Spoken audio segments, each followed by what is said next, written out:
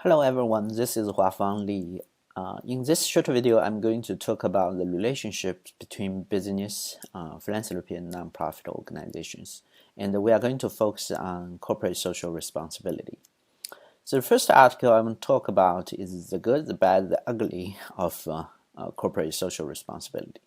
Now, one of the things we need to understand is that corporate social responsibility, CSR, been talking about for a long time, right? Not only in the nonprofit world, but also in business management. And there's mixed empirical results.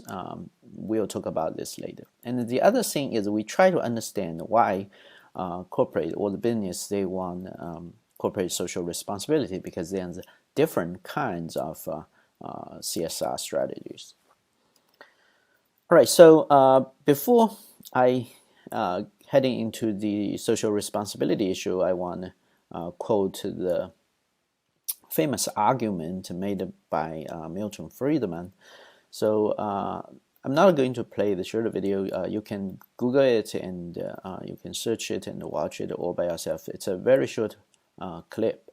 So basically what Milton Friedman argues is that the only social responsibility for business is to maximize profits within the guidelines of the law, or maximize profits for social shareholders. But what's the problem of this argument, right? This is a very compelling and famous argument, right? If basically what Milton Friedman argues is that compare with individual shareholders individually giving their own wealth to charity, corporate doesn't have a competitive advantage in terms of charitable giving. Okay, so it doesn't mean Milton Friedman is against the idea about spontaneous charitable giving. Okay, if it's charitable giving, it's not Milton Friedman against it. He against what he disagreed is that let the corporate to do the job, right? So a corporate can make profits, then give dividends or other financial benefits to individual shareholders. Then individual shareholders, if they prefer some social cause, they can give to those social causes. All right. So this is Milton Friedman's argument. But the issue with that argument is Milton Friedman's conceptualization of social responsibility is very, very narrow. Okay, so that's been criticized by many scholars. So some of the counter arguments I listed here is corporate social responsibility can and should be strategically aligned with the organization's core competence in order to benefit society as well as generate returns for the company. All right, so we have like a strategic philanthropy, which can actually increase the benefits, right? So this is in the line with maximizing profits.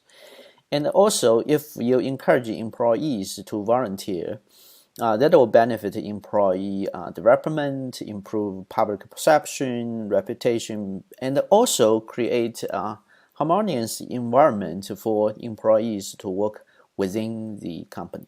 All right, so that also improve the managerial operations, right, saving some costs as well. And also this will increase or improve the business reputation. Therefore, it will possibly also increase consumer loyalty to the business. Right? So in the long run, that also benefits the business profit-making strategy. All right, so here's a counter-argument made by Oliver Hart, also another very famous economist.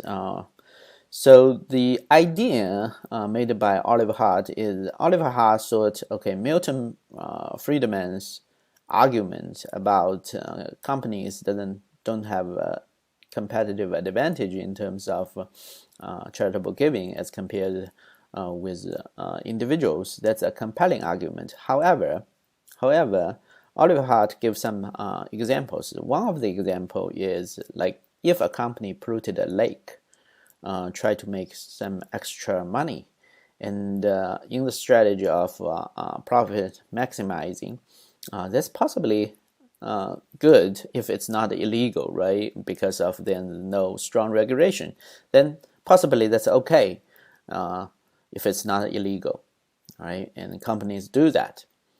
So the companies do that, making profits, then the shareholders, they get the money, and then if they want to protect the environment, they can donate it back to an environmental protection nonprofit organization.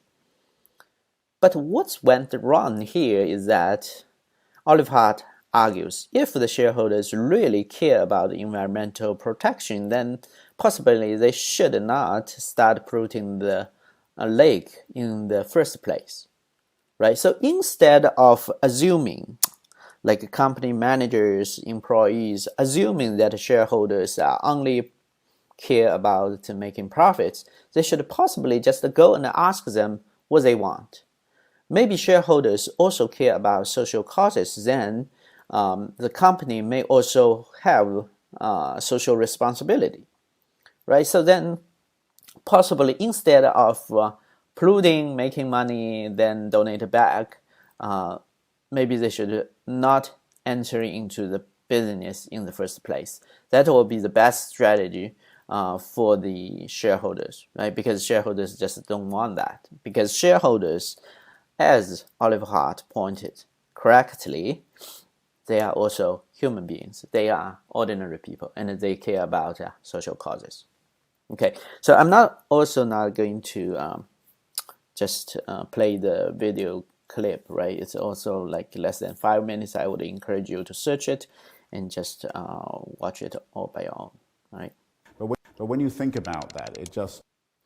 All right, so here's some reasons why business is involved in the community, right? So first, of course, that's because of they have direct business interests to improve their performance and promote the business and its brands. And second thing is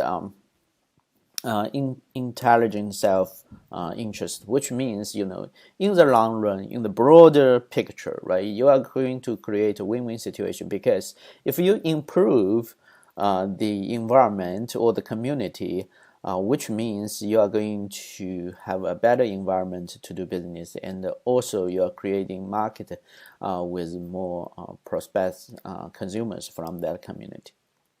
And also, as Oliver Hart pointed out, right, some of the shareholders, they have the moral responsibility, and they are going to influence the company's strategic thinking as well, right? So because they may also agree that we need to make a contribution to the community. So let's look at the numbers. In recent year, that's 2018, about 5% charitable giving are made by corporations, right? So the number is around 5 to 6% for a long time, right? So this is quite consistent. But before that, corporations probably don't donate that much, right? So the first major break from the legal restriction of corporate giving was the Revenue Act of 1935, but it raised, right? So back then, that's the tax deduction is about 5% of net profits before taxes. And then in 1981, the bar raised to 10%. So you can see a significant increase after 1981, right? So now you see the decline around 2008. That's understandable because you have 2008, 2009 financial crisis, right?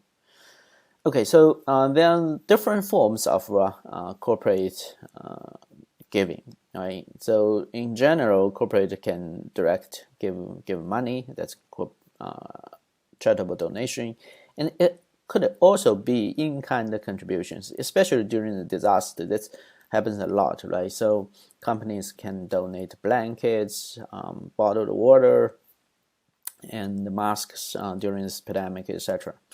And also, they can ask their employees to volunteer their service. So this is the gifts of time.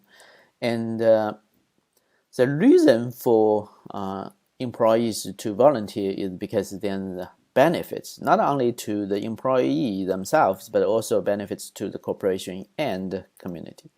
All right, so first, let's look at what kind of benefits to the employees.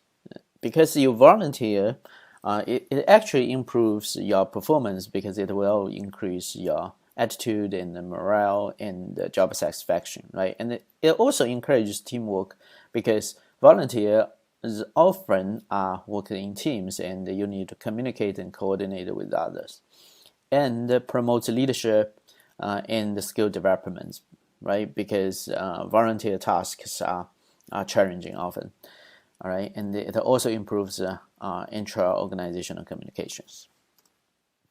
Think about this, right? If a group of your employees, they volunteered together, it will enhance their relationship, all right? Maybe also create some, we call it social capital inside the business, so that will benefit the corporation in the long run.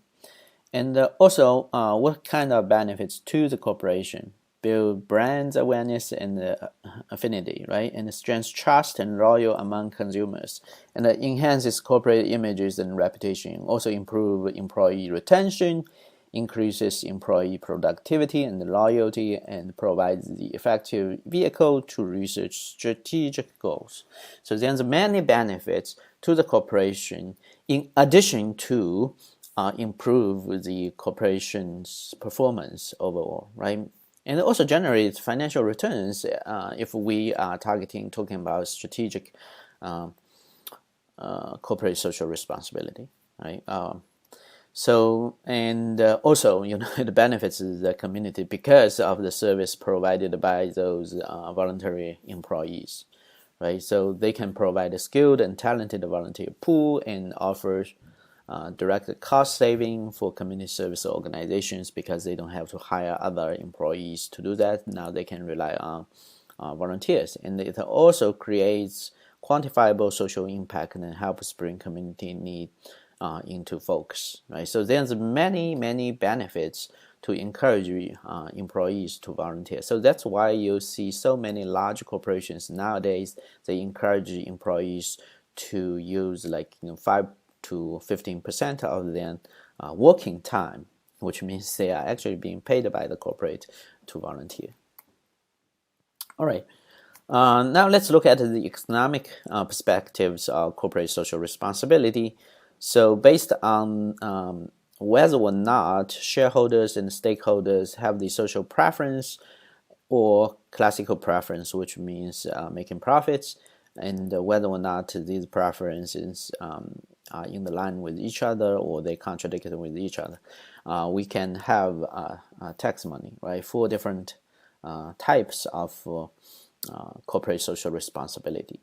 So if shareholders care about social causes and the stakeholders also care about social causes, so they possibly will have the first up left cell, that's a nonprofit CSR, right? So that will have mixed effects on profits.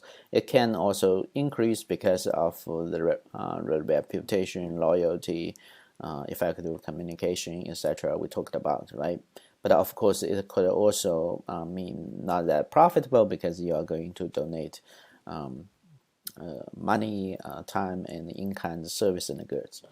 All right, but if the shareholders only care about profit making and the stakeholders have the social preference, then you are going to have the strategic CSR. Right, it's CSR, but the ultimate goal is to making profits. Right, that doesn't mean wrong because it also benefits the employees and the corporation and the community as well. Right, and on the other hand, if the shareholders care about social preference while the stakeholders they care about making money, then the company will still have not-for-profit corporate social responsibility strategy. But obviously this time, right, because the stakeholders, they prefer making money, then this nonprofit corporate social responsibility strategy will reasonably reduce the profits, right? Because only shareholders care about this, and shareholders may make sacrifice or contributions to the society, but sacrifice a little bit of their profits. And of course, if both shareholders and stakeholders, they all care about making money, right? Then there will be no CSR because they will focus on plus profit maximization. Right? All right, so the empirical evidence so far, let's summarize here. Corporate social responsibility does not necessarily reduce costs, all right? And the very limited evidence show that corporations actually use not-for-profit CSR strategy. And consumers bear at least some of the strategic CSR costs, right? So even if it's strategic, it will benefit the corporation, but the ultimate cost is borne by the consumers. And there are relationships between private and public politics and the CSR provision, right? So this is the long debate. Someone might argue, okay, CSR signals the reputation of the company. It will also reduce litigation risks, right? And the other thing is maybe corporate use CSR to cover some of the better things happening within the company, right? The scandal, corruption, etc., or they treated their employees really badly. All right, so but this empirical evidence has mixed results. All right, I think that should be all for this short video, and I'm pretty sure if you are interested in this specific topic, corporate social responsibility, there are many things we need to explore in the future. All right, thank you very much.